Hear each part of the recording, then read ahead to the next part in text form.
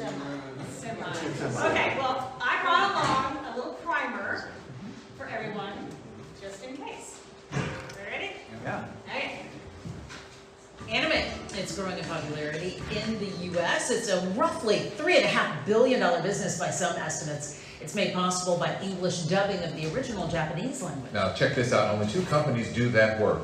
Both are in Texas, one right here in Houston. Sherman Chow pays a visit to see the anime magic. Compared to my local middle school, this place is in a different league. Anime is in a league of its own these days, in part thanks to Sentai, a company which dubs Japanese shows into English. First stop here, translation.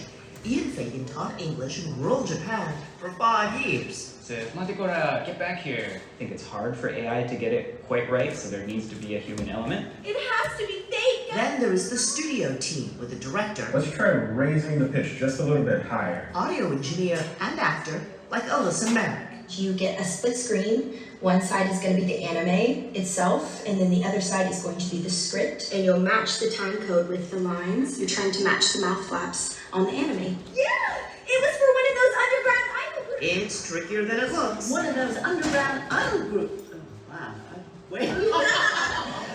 Sentai in Southwest Houston was purchased just last year by AMC Networks and is the brainchild of native Houstonian John Ledford. Grew up watching Speed Racer and Battle of the Planets. That childhood love began with importing Japanese video games. Grew from a bedroom business into a multi-million-dollar business. That parlayed into purchasing the worldwide rights outside of Asia to anime shows, then dubbing and selling them. But even the Japanese weren't so sure in the beginning. I want to buy this? You know, there's no market for this in the States. I'm like, let me try it. Today, Sentai employs hundreds of contract voice actors, and for every series or movie, We do auditions, we do cattle calls. I'm so the excited. result, Best little anime house in Texas. Sheridan and Chad, KHOU, 11 News. Oh, that's awesome. Best little anime house in Texas, my goodness. Okay. So that's kind of a rough idea of what we do. My name is Christine Auten. I'm a voice actor, and I primarily work in anime dubbing, which you just saw a little primer for there.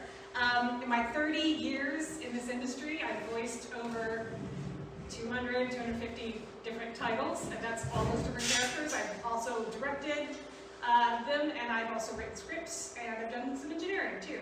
But it didn't start out that way. I'm certainly not, it's not all I am. I do lots of other stuff.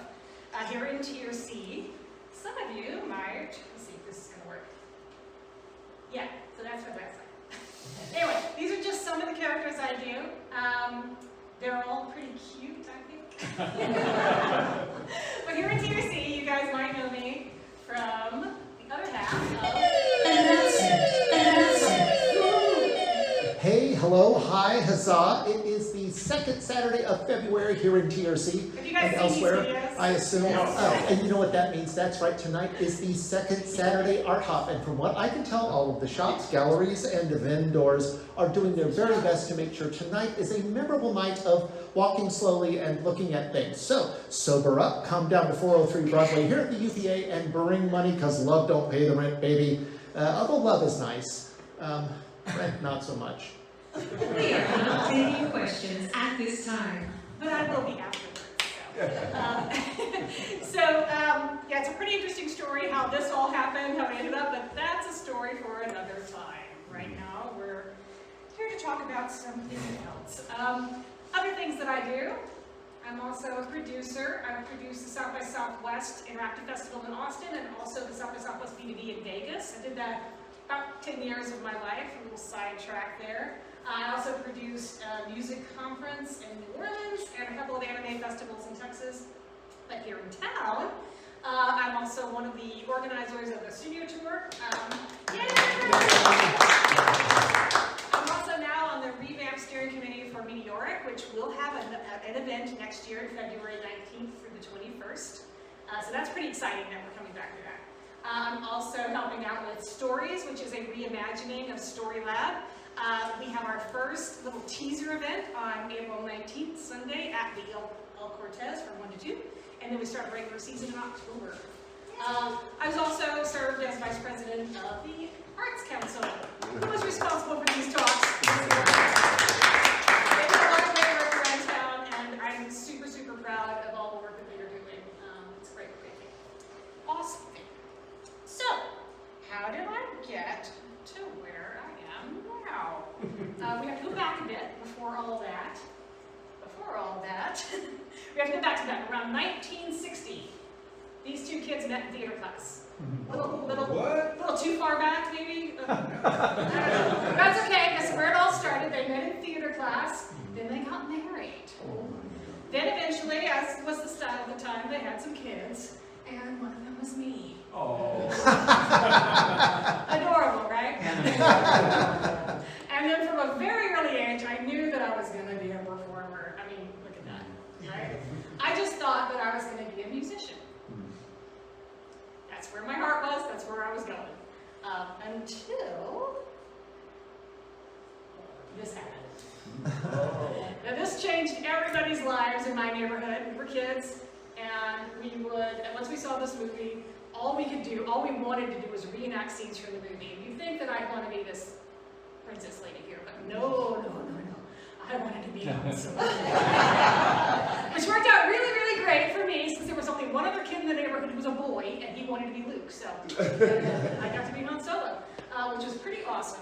And so from then on, I realized that the only way I was going to be battling people in space and doing cool stuff like that was if I did it on screen. So then I realized that the only way to do that was to become an actor. And so with this new course laid out, I began my, what I call my news clip era. I did little children's dance things, I did some high school theater, all 3 years in high school I was in theater, more theater after high school, and more, and more, and more, and more. Theater, more theater. And then after college, I went on, I majored in theater, by the way, big surprise. I went on to join some company and do some equity, more professional theater, and did lots and lots of that as well.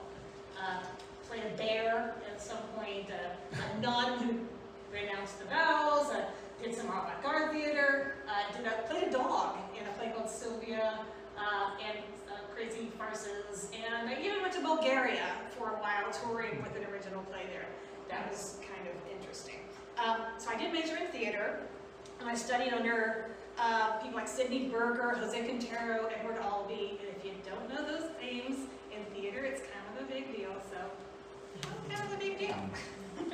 So from the age of 10, I knew that I was going to do theater, and so I did it. And then there was that time I was a magician's assistant. I don't know, it was something weird, but yeah, it happened. I was on the cover of American Theater magazine at some point in there. Anyway, it seemed pretty clear what my course was going to be. So I took the natural progression, which was, I guess, film, maybe. So lots of auditions, did a couple of independent films, even went to LA for a little bit, did a little job on Sarah Jessica Parker series called Equal Justice. But by then, I was really not liking being on camera, like, at all. And luckily, something else came along. But before that, this guy happened. Somewhere along the way of all this, we met on an independent film, one of those independent films that we were working on back then. Those are us up there in the corner. Right up here. It was wig day, and my hair did not look like that. It was wig day. And to be fair, we actually were not dating at that time. It was just kind of things that happened on film sets. But yes. You're doing something. Happily ever after.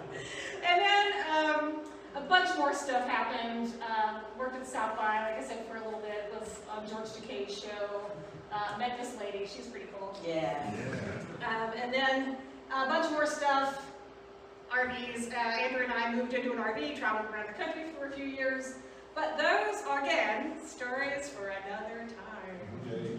Right now, we're here to talk about that thing that came up. Anime. This guy.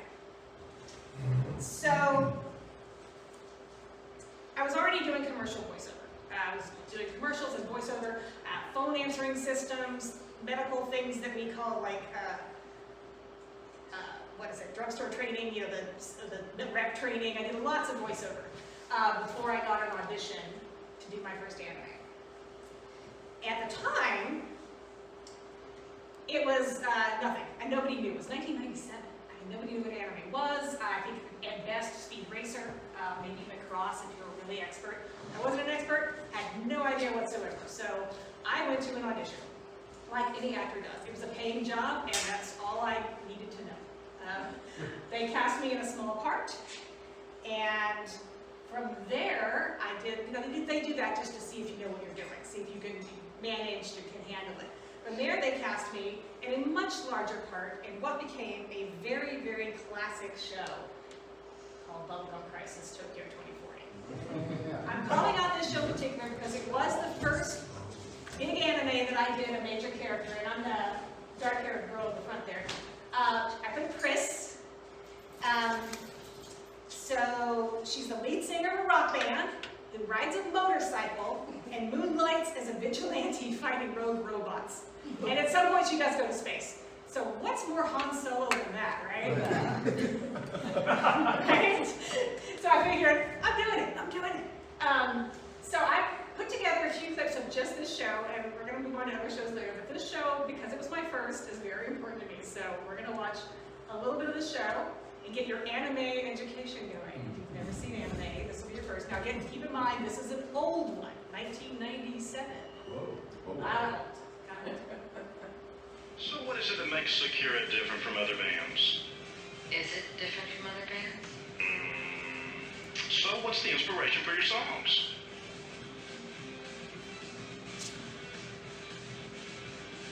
I don't know. Riding my bike, I guess. Do you have anything you want to say to our viewers? Yeah. If you want to know what's inside my head, come to Hot Legs and hear me sing.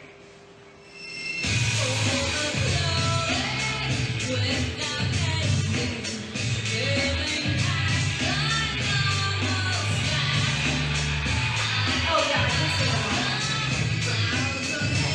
along. Wait, hold it. I sucked. Let's do it again. Do you want to take a break? No, I'm cool. The moto slave. Why can't we use my moto slave? Wait, you need your suit to operate it. It's a motorcycle. There must be some way to rig it to work without a suit, right? Yeah, I designed it to work both ways. How long would it take to rig it up? 30 minutes, give or take. I'll take. You want to find out how tough I am? Bug off! Get out of there, you idiot!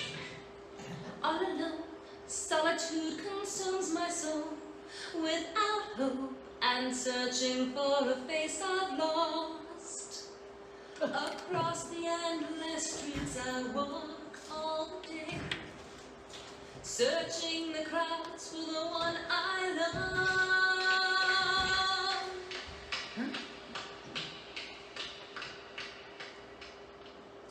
Okay, that's one. From there, I pretty much got a career going with that particular voice. The deep, the mysterious character as the outlaw, as the cool gal, the fighter, anything with a deep, sort of dark voice. So I put together a little clips show of some of those characters. It would take too long to watch them all, and you'd get very bored. So here we go. Some of these shows, if you're into anime at all, you might recognize. Were these broadcast in America? Yes, they are currently streamed in America. You can stream. But the original Tokyo Crisis, that was Yeah. Japanese and... Well, it was Japanese, and it was licensed to be brought over to the United States. Okay. And at that time, distribution was VHS tapes. Oh, okay. We're going back a little bit. Yeah, Then because I became- would remember Speed Racer Right. on TV. That was... Then came DVDs, and now there are streaming services like High Dive and Crunchyroll, so kids can stream it. And you can find them on Netflix, you can find them on Amazon Prime, you can find them on Tubi, you can find them anywhere you want now. I need to check something real quick to make sure this is the right one. Give me just a second. And you do your own singing as well? I do. And for the Japanese songs, I have to write, let's see. Sorry about this, guys.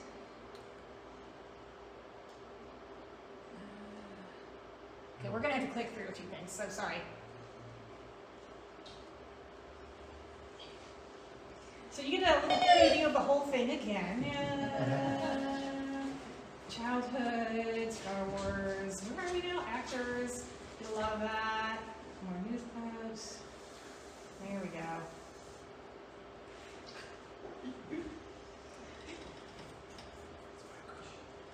Okay, here we go.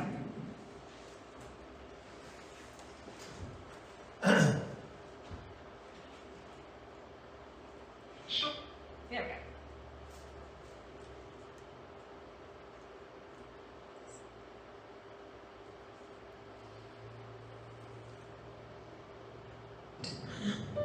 Lives and things are different, and I'm not a god. Chico's life has ended, and she isn't ever coming back. I can't bring Chico back for you, Manny, but I can help you make a grave for her, okay? How does that sound? Everything that lives has to die. That's the nature of the world.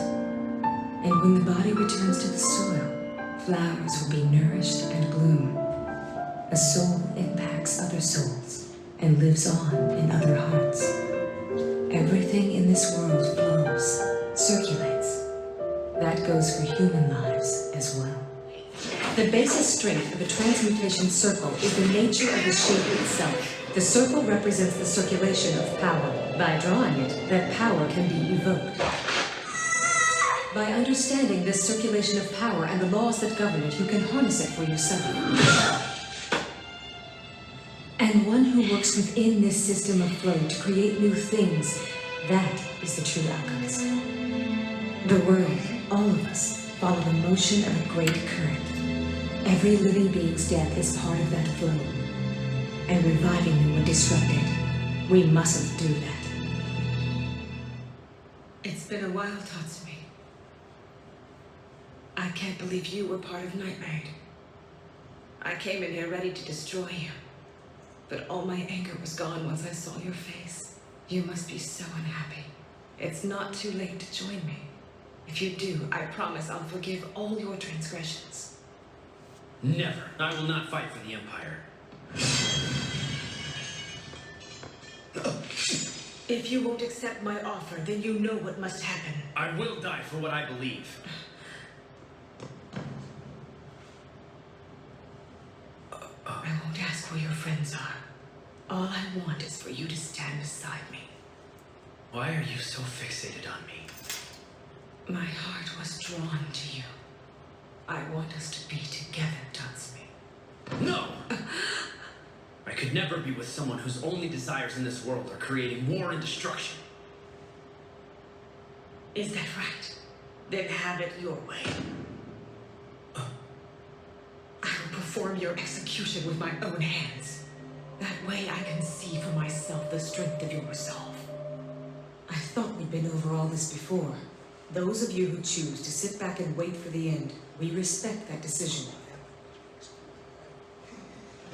But we both know what'll happen if Daiwa reaches America. I choose to do something. Listen. In the end, we're all trying to protect the same thing. It's Daiwa we should be fighting. And this was in theaters briefly. Next season. That's what we intend to do. Until the moment we become scrap metal. Daiwa, they can rob us of our country. I call this the brave mark. Take our bodies and our minds. But right now, we're still human. Let's show them they can't take our pride! You were right. This is too easy. Asmodeus is no more! All that was his now belongs to me, Lady Death. Soon we march on the Lord of Darkness. Stay here and face certain death at the hands of Lucifer? Or join us in our fight against the great blasphemer? The Fun Times Guide to Barcelona? Yes, Abel, the Fun Times Guide to Barcelona. Want to know why? The reason why, Abel, is because for once I want to put work aside and finally have some fun, and in this case, in Barcelona. But this is work. We're not on vacation. It can be both! Oh, Abel, don't you realize if the case is closed, we'll have to go back to Rome tomorrow? And your point being? My point being that we work like dogs, never get a vacation, and we're in a city full of marvelous sights and attractions that we won't get to see. Far too much to drink. Oh, I'm fine. Besides, if you check out the Sagara What's It and I check out the Domina Who's It Pharmacy, we'll cover twice as much ground. And then we can forget this whole trip ever happened. Oh, Abel, I'm sorry. Maybe you're right. Maybe I did have too much wine today. Yeah! Albie's home! This isn't your home, you idiot. It's mine. Oh my God! You're not gonna throw up, are you? Tell me, boy, do you have any conception of God? All of those who decide to stay down here, they don't believe in any sort of almighty deity. Instead, they have something else to believe in. The truth. It's stronger than God, because it is the abyss itself. And since its end is unknown, that fear garners it the power to become their almighty. If it was a simple task to head down and return home whenever anyone pleases, the value of the relics and the faith in the abyss would be shaken.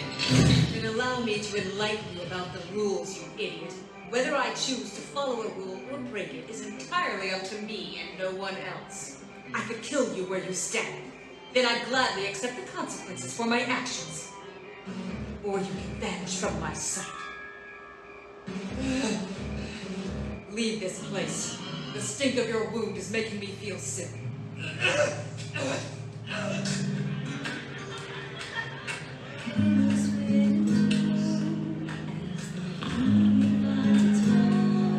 In the luminous night, shadows fall down, hiding in the blackness of ravens wing and fly.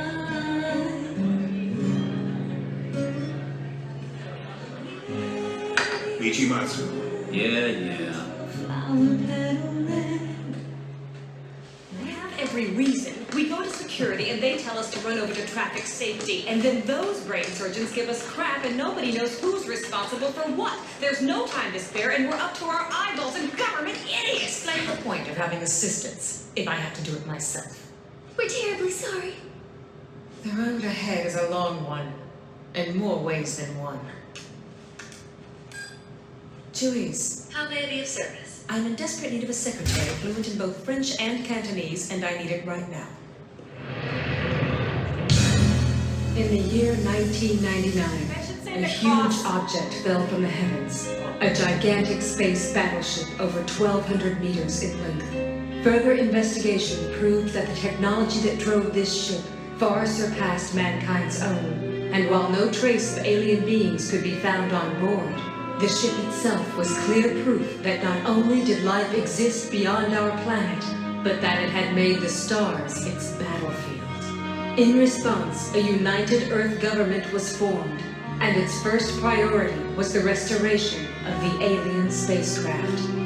But the task of establishing a world government was by no means an easy one, and pockets of intense and armed resistance erupted across the face of the world. Despite this, restoration of the battleship progressed steadily, and when the long and painful unification wars came to an end, and the Earth was once again at peace, the alien battleship, rebuilt by human hands, was given a new name with which to start its new life, the Macross. That should say tree of calm.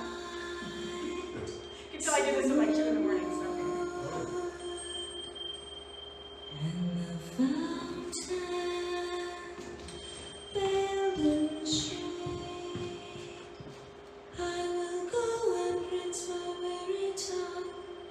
Of the essence of memory, many oleaster olives with their bitter tang, and the berries of cool superior plants, soft with sorrow, sitting in the shade.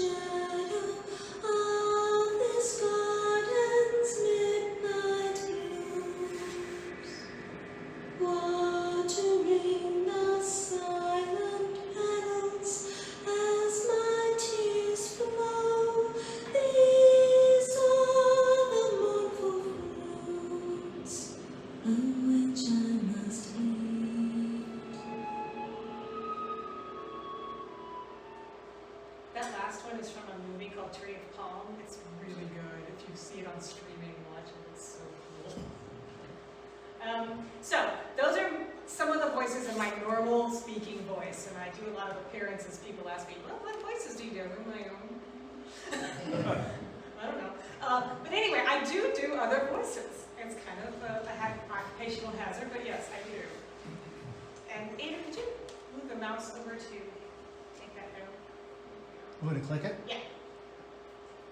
This, Mom, they started the countdown. Girls about to launch. Oh, are those growing out of your head? They look like horns. That's cool. They're so cool. No way, that's totally awesome. I think I've never seen anything that cool. I'm not kidding. I think they're great. Oh, well, you see... Huh? I can't just keep on running away. This one's from Jesse. I have to face it. And then overcome it.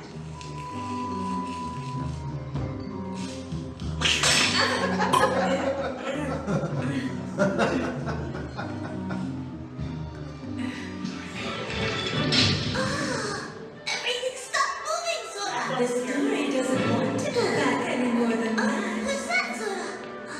Oh, are you a puppet, Sora? I am a puppet. And I am you. You are also me. I'm not Usra, Sora?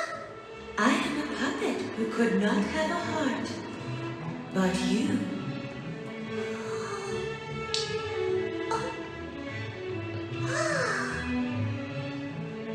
Now go back to where Duck is. Actually, I was just enjoying a very rare moment of happiness. You sure about that? Oh. What should I do?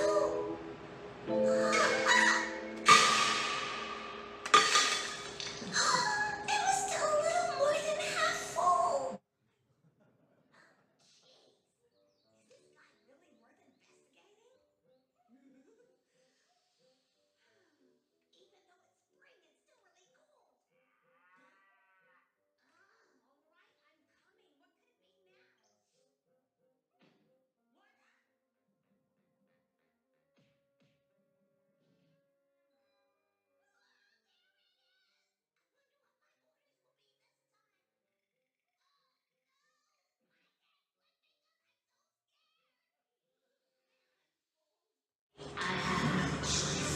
You shall come with me. I will take you. So many to fight. What can a little two-legs like you possibly do? I got you back. It was a big idea, but...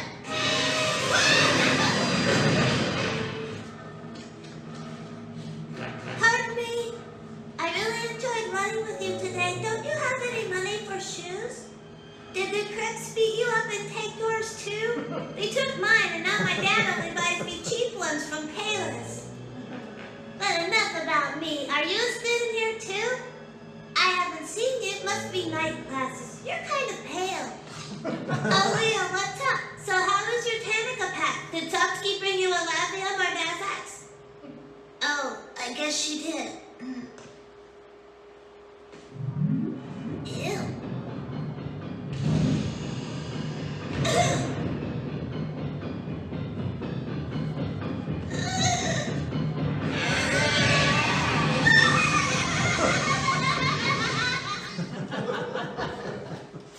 After we're done with it, there's a story about that dub that a lot of people don't know. And so, anime dubbing is actually just what we call ADR. It's dialogue replacement. We do it just for cartoons, for animated things, but also live action. So I've also done quite a bit of live action dubbing. Andrew, could you click the little... Sure. Click. This, Mom, they started the countdown. Go. Next.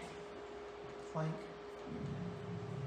This is a The game. shell that lies sleeping deep within the ocean is the vessel of an evil spirit. Save this land that rests between heaven and hell. And conquer this evil spirit and drive it away to to the ends of the earth. Looks like Canberra's tied up on the floor. Also, there's one by the door and one on the chair. The underground tunnel is safe. They haven't found it. We tried to negotiate, but they didn't respond. Never managed it. Then, the more we delay, the more They sprayed the place with water, which knocked out our thermal Sir, sensors. wouldn't it be better if Joe and I go in first? HQ has confirmed a connection. They're now certain that the victims all worked for the government during It's the like a period they Korean went missing. NCIS.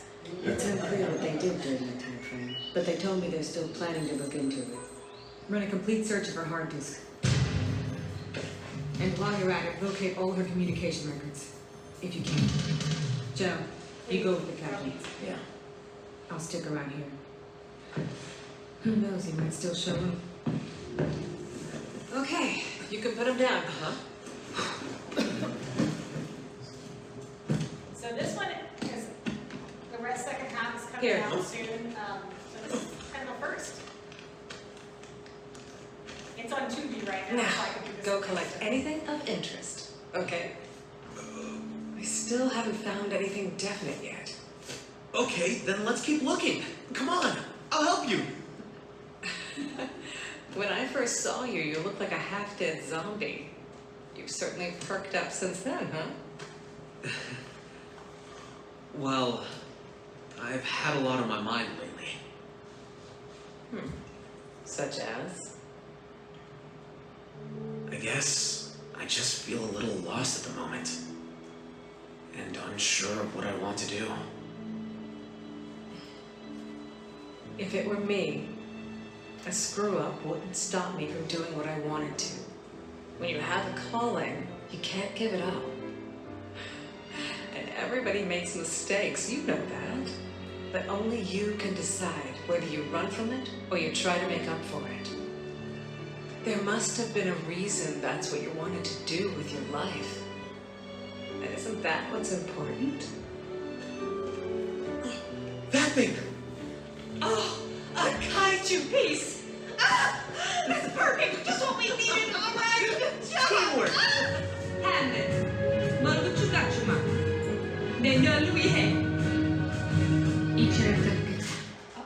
So that last one, that was me speaking Korean. Korean Hamlet. Korean Hamlet. Yes. So we did this movie, and in the middle of it, it's a heist movie, and there's gunshots, and eventually Hamlet gets shot from a sniper. Anyway, pretty bloody. But we get to the Hamlet part, and we were going to dub it into English, but realized that dubbing Shakespeare wouldn't match the flaps at all. Right. So between the company I was working with and the licensor in Japan, or Korea, we decided that we would just dub it in Korean. So we did just the play in Korean, and so that was what that was. So, how exactly does dubbing work? It's a pretty complicated process, and I've been doing it for 30 years, and over that time, the process has changed a lot. When I first started out, there was not non-linear editing, so we recorded to tape. And that meant that we had to learn how to dub with the lip flaps automatic. And it took a long time, a lot of frustration. They sent us home with the videos so we could practice and scripts and all that stuff so we could get good at it. There was only about 7 or 8 of us working in Houston at the time, and then maybe a handful more in Dallas, and we were all interchangeable. So those of us, core group that started this whole stuff in America, got very, very, very good at dubbing. As technology changed, non-linear editing happened, recording becomes digital, you don't have to be so good at it anymore. The engineer can move the audio around, can cut it, splice it, and change it up. But one thing has stayed the same. The actors record their lines by themselves with a director and an engineer, no other actors. We can hear the Japanese in our headphones. We can also hear any actor that's recorded before us. We don't get the scripts ahead of time now. We don't even know what shows we're doing most of the time. We show up, we go into a booth, there's a video and a script on the monitor, and then we go. And a lot of times, the first time I run through a script or a scene, it's the first time I've ever seen it. And it's cold reading. And they do this because it's cheaper. It's cheaper. So less preparation. But those of us who've been doing it for 30 years are actually a lot, can do that. It's okay. So this is one of the setups that I work with in Dallas at a company called Lucratron. That is actually just a big open room with a shotgun tank. This was actually recording a video game in a studio in Austin. And this is me behind the little windscreen. And then I took a little video of my last job at Sentai, which was featured in the first video we saw at the beginning of this. And this is the studio, and it's all shaky and handheld, so forgive me for that. I just kind of wanted you guys to see it. I knew I was doing this talk when I went here. And this is the engineer putting what I recorded dropping it into the video. And yeah, so that's pretty much the process. Does anybody have any questions right now about that process? Yes. Yes. So you're going in cold. Yeah. But the characters, some of the voices are like crazy. Yes. Yeah, that's for theater. Do you know the quality of the character? No, I don't. No, the director will tell me what I need to do. No shit. You just pull that right Yeah. out. And a lot of times the director, if they don't like what they cast you, a lot of directors will cast you because they know what you can do, and they know that you'd be good for this character. So that's a leg up anyway. And then at that point, on your first scene, the director will work with you to make sure that you are in the tone they want, the kind of character they want. But I can see blue hair now and know exactly what the character is. I can see how the animation looks and know what the show's going to do. There just aren't that many different types of them, so we get to know them pretty quickly. I think Do you ever have to do retakes? Oh yeah. So usually we'll do a first pass. The engineer will place all the lines in, and then we'll go back and look at it. And whatever doesn't work or doesn't fit, we'll go do it again. How early on did you start calling them flaps? That was from the beginning. Very, very beginning. Even live action dubbers call it flaps.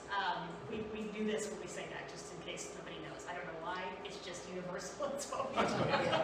But yes, we call it flaps, lip flaps. And that's, we try to match the lip flaps. And if the script is written well and written to the flaps, it's usually pretty easy to do. Is the animation always done in Japan and Korea, or are the types that we're doing for this are, that's who produces most of anime, is the Japanese and the Koreans. There's a lot of Korean anime, which is kind of interesting. And it's pretty much the same genre though. And anime in itself is just a medium. And so there are as many different types of stories of anime as there are movies and TV shows. I mean, there's stories about just a simple story about a girls' softball team. Or there was one I directed where a Japanese astronaut trained for the American space program, went to the moon. There's other ones about race cars. There's others about monsters, giant robots. There's a whole genre called mecha. It's all about giant robots. Razapon, Evangelion, those kind of big robots. So yeah, there's certain genres within anime, but they pretty much mirror the shows that we do. There's sci-fi, there's romance, there's they call it harem shows that we like. It's usually one male character and lots of female characters. You mentioned AI, and so far, what's the status of AI? Okay, so AI has not been able to replace a voice actor yet. Netflix did a little sneaky run, pulled a few titles and redubbed them in AI themselves and released them. They didn't hold the licenses for those, and they got sued. Oh. And they pulled them. They were just, I think it was, some 22-year-old who was, AI, you do this, and he just put them up there without thinking or without checking to see what the market would bear. And fans revolted instantly, and so they were taken down. So the fans could tell? Yes. Oh, anybody can tell. Okay. AI's good at voices, it can't act yet. Oh. Yeah. So, almost all of your work has been dubbing other languages, right? Okay. Because animation, usually the soundtrack's done first, and then it's animated. Well, the way it usually works, and in Japan works differently than America does, but it's roughly the same. The voice actors get a script, and they lay down what's called a scratch track. And that's usually just a rough track where the actors run through the entire product. Then that recording is taken and given to the animators, and they animate to that scratch track. Then it's taken and re-recorded professionally. Yeah, and then it's recorded dubbed. Back in the day, it was dubbed in Japanese first, and then brought over and then dubbed in English or French or Spanish or whatever other language. Now, because of piracy fears, and it was killing the industry actually, piracy was killing the industry. Now they do what we call simuldubs. So we dub the English and the Japanese at the same time. So they're released simultaneously in different markets. So now if you say, well, I like the original better, you don't know what you're talking about because the English might be the original at this point. So my question is more about voice acting as well as process. You mentioned that you don't ever sketch the voices you do, you just come up with them. Yeah. Did you ever have to sketch them? Yes, at the beginning, but I didn't know, and Andrew can attest to this, my first job, it was a nightmare. It was horrible, it was really hard to do. And luckily they wanted my general normal voice. And I didn't actually start doing different voices until I'd been doing it for a few years. And even then I had to convince the director that I could do it. And do you know how many voices have you done for how many times? Probably close to 500. 500 times. Wow. Yeah. So, when you have to go back to do a character again, you have to listen to what you. Oh yeah, sometimes it can be like months, and they'll bring up a voice reference for me. And then have you ever turned down any characters? That's a good question. I did, but it was inadvertent. I didn't have a clip of it, but I'm actually the child version of one of the main characters in One Piece. I'm Kota. I'm sorry, I'm not Kota. I'm Sanji. I'm the young version of Sanji. And I did all the first, 500 episodes of flashbacks with the young version of Sanji. And then it went away for a bit, and it came back, and Sanji's young self was back, and they called me, wanted me to do it, but my father was at the time in the hospital when he was dying, and I just could not leave. And they kept trying to make compromises with me. It recorded in Dallas. I was in Houston. Well, there's a studio in Houston you can go to. Go there. I can't leave the hospital. And so I turned that down, and they recast it with somebody else. So the second half of One Piece, Sanji is voiced by somebody else. So, but that's about the only one I've ever turned down. It pays. So, as an actor, don't offer an actor free food or a paying gig, because we'll do it. I've done all sorts of things. Do you have to have a... No, they're not eating first. Do you have any protocol for taking care of your voice? Yes. Luckily I have decades in theater, and part of that theater training is training, and you have to learn how to support your voice. I can be very loud. I can scream for hours. My only problem is if it's a long session, like 4 hours or 5 hours long, I do request that all the screaming be at the end, because it's tiring. It's physically tiring. At one point, I wanted to show Andrew what I did, so I was directing the show, so I put him in the booth to do what we call walla, which is just background voices, and it was a bunch of soldiers, and I had him do it. And he came out of the booth covered in sweat at how physical it is. It's a very physical job. And part of that physicality is you've got to express all the movement that you're seeing within your voice and still stay within 6 inches of your microphone. And that's something you learn, and I did take voice lessons, and I also always have hot water with loquat extract in it, and it coats your throat so you can scream a little bit longer. But it is really physical. I've seen you in the booth. I remember once watching you. You were doing a sword fight. Yeah. And you were miming the sword while you have were to do doing it around the microphone. Because otherwise, yeah. Do you ever have to do, or do you ever do more than one voice in a movie? Yeah, in fact, we saw one of those with the little girl, the blue hair, doing the thing. I was also the ghost. I was both of those characters. And several of these, I'm both of the characters talking. Do you do them at the same time? No. It depends on the show and the budget. Sometimes we'll do a pass of one character, then come back and do the other character. I wouldn't switch back and forth between them. I mean, I could, but I wouldn't want to. You might bleed over some of them. Yeah. We've got a few more minutes. I've got one more thing to slide here, and then we can go back to some questions, as many as you have. So, once the thing is done and it's out there, we have to promote it. And that happens in lots of different ways. And sometimes I have to, I forgot this one, I have to record on the road sometimes. These are just some of my setups. I do hotel rooms, somebody's closet. This was our RV. I had a little recording booth back there. And then promotion. Andrew. Yeah. So this was in New York many, many years ago. It was the Anime Awards in New York. And so Andrew and I got all dressed up and did an appearance. We were presenting the awards. It was a marketing thing called Babes of Anime. It was really silly, but we did it. Anyway, that was. But you can see, I put this here because I wanted you to see Andrew in his fancy suit. Yeah. I still have it. Yeah, this appeared in a magazine, and somebody just, I don't know, you can't read it, but whoever laid out the magazine took a picture of him, put him in it, and then put down here something like Mr. Awesome Dude, and just that they wanted to include a picture of this, so they were bringing Plaid back. So. And the other picture is I'm promoting Lady Death at a Comic-Con in San Diego when it came out. And then this is down there is a booth set up when I do autograph sessions, and this is one of my banners. Go ahead. I was going to ask you, do you pick your outfits for the anime people? Because they're No. wild clothes. So that brings us to the fans. And one of the things I do is I do a lot of conventions, anime festivals, and appearances in store signings, and I get to meet a lot of the fans. And ultimately, they really are what keeps this going. And so anything I can do to help promote the fans. This guy actually, Paul, you'll know this, why he dressed up like this and had me sign his cowl pajamas. So that's from Ghost Stories.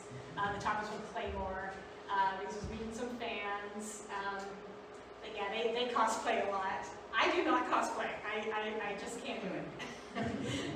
But these are, just some snapshots we have of some fans. And ultimately, they are what we do this for, really. And they're the ones who keep it going and keep everything interested. Anyway, so that is my last slide. So more questions. Your fans largely Asian Americans, or? No, this is for an English audience. This is for American audiences. Right. Yeah, the Japanese version's for that. So my question was before you started talking about the fans, but it's about the fans. So I know that you go to these trade shows and you have appearances and you sell merch and all that kind of stuff. Do the people come, it looks like for your voice as you built up this reputation, or is it individual characters? Or? It can be both. It can be both. I've had fans that have followed me around that are fans of me in my work.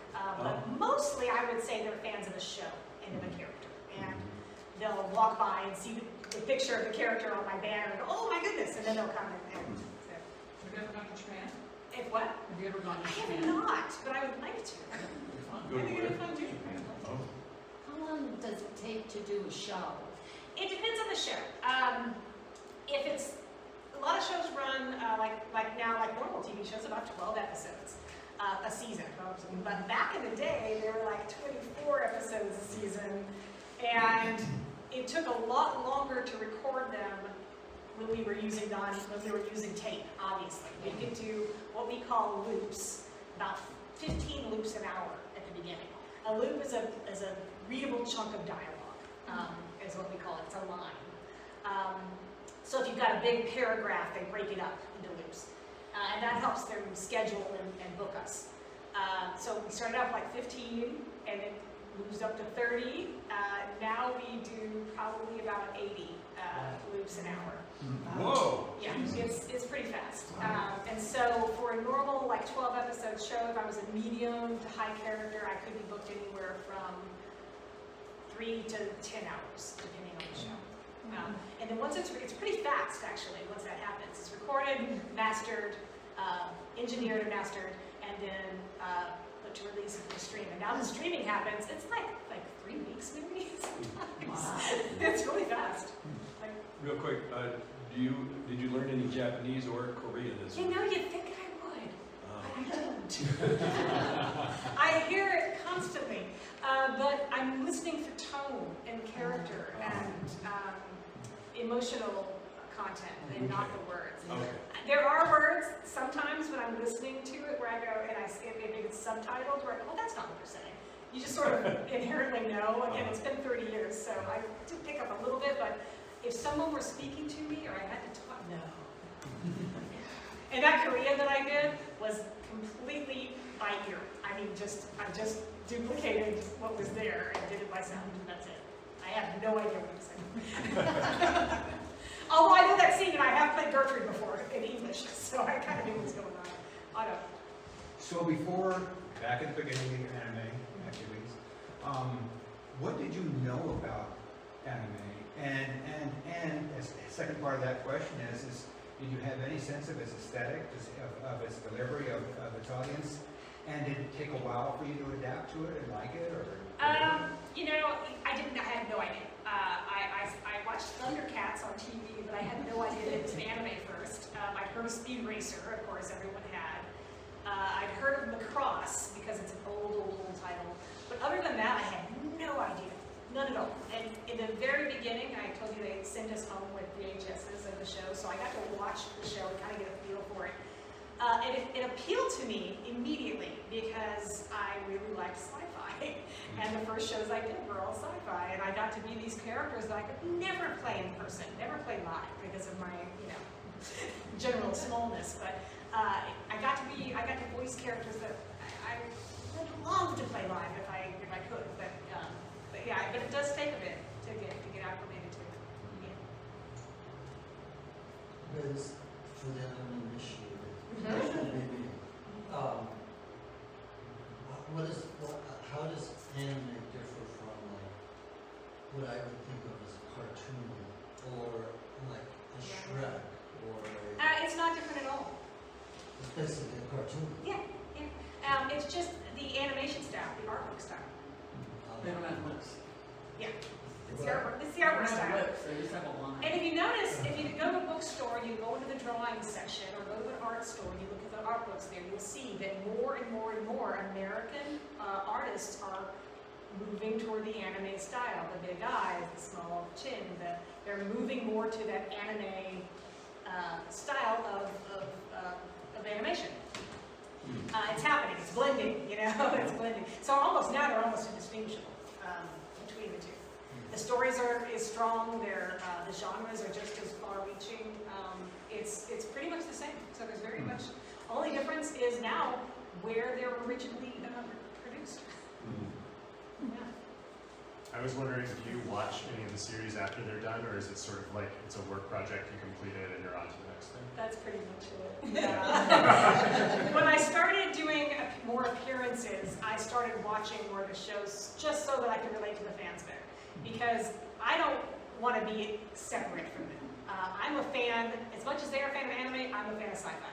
I mean, I'm a total complete sci-fi nerd. So when I met George Takei, I mean, it was everything I could do to keep myself together. I had to spend all day with him, and I was on his AARP show. He interviewed me. He was interviewing me the whole time, and I was like freaking out inside, just staying. And I met Jordy LaForge. And I got to meet some really great people. And sometimes, if I do a bigger Comic-Con show, there's other people that are in shows that I really like or movies I really like who are guesting with me, and so it's really, I was as big a fan of sci-fi as they are of anime, so I appreciate what they're doing and what they're going through. And another thing that I appreciate about these particular shows is the fan base for anime, the younger ones especially, and some of the older ones tend to be very, very, very much on the spectrum. Anywhere from nonverbal to functioning to, it's pretty much that particular spectrum is drawn to anime specifically. And so a lot of the fans that I talk to, are challenged communication-wise, and so I have to reach them. And usually the best way to reach them is through something they love, and that's that character. So that's what we talk about. I was incredibly uncomfortable doing appearances when I first started doing them. I did not like the attention at all. And so I did a shift where I realized that it's not about me, it's about the character and their love of that character. And so when I did that shift, it became way easier, because then we could just geek out on the character together. So to answer your question, I do watch the ones that I know are going to be really popular, so that I can have something to converse with and relate with. What's the next question? What is your favorite con to go to, and how many do you do a year? And have you been to the Star Trek con in Las Vegas? I have not been to the Star Trek con in Las Vegas, but I would love to go. I think you've been. It was a long time A ago. long time ago, yeah, yeah. I'm doing more and more this year because it's kind of lucrative. So I do the appearances. I've got like 25 or so this year. Last year I did quite a few too. Most of the ones I'm doing this year are small, 1 day, 1 or 2 days. I actually really like the little ones, and I like the huge ones. I did Albuquerque Comic Con last year, and it was massive, 5 floors of people, and yeah, it was really, really, really massive. And I like those a lot because there's also sci-fi there, so I get to like geek out on that too. Do you need an agent? Yes. Yes, I have an appearance agent, and for a while I had a booking, an acting agent as well. And but I do have an appearance agent. I have 2. So, Barbara. So, I'm curious about the conventions or what you go to. You're promoting the films, and what's the rest of the environment like in terms of who else is there promoting work? I mean, it's an aspect of distribution. Well, at this point, it's already past distribution. A lot of these shows that that people are coming to see, it's a fan convention. So fans of anime gather together and come to a convention or a festival that celebrates anime. So there's also cosplay contests, food that's specific to Japanese food trucks, or there's cosplaying fan interaction. There's all sorts of other panels going on where something kind of like this, where there's Q&As with the actors. It's just a normal convention, but it's for fans. It's a consumer fan thing. So it's not necessarily at this point active promotion for a show as much as like other things that I've done. But you've done active promotions. I think yeah. Comic-Con, you were there to flog a I was specific there to flog a show. specific show. Yeah. And Comic-Con is big. It attracts comic book people, sci-fi people, anime people. I do like those a lot. But yeah, that's who it attracts. And lots of kids, lots of kids. I'm not familiar with anime, but I am familiar with graphic novels. Do the anime sometimes result in graphic novels, or do graphic novels result That's a in great anime? question. In Japan, they're called manga. And almost every one of these anime originated as manga, which is a graphic novel that's produced in Japan. Is there an Academy Awards? For Oh, no. No. There is an American Anime Awards. I don't know if it happens anymore. Okay. For a while there was one. I'm not on every any more questions? I think we're just about out of time. I don't know what our time frame is. So is that similar to manga? Or is that the same as Barbara's? Manga, it's pronounced manga. Manga? Yeah. But yeah, it is the same. Yeah. Thank you. Yeah.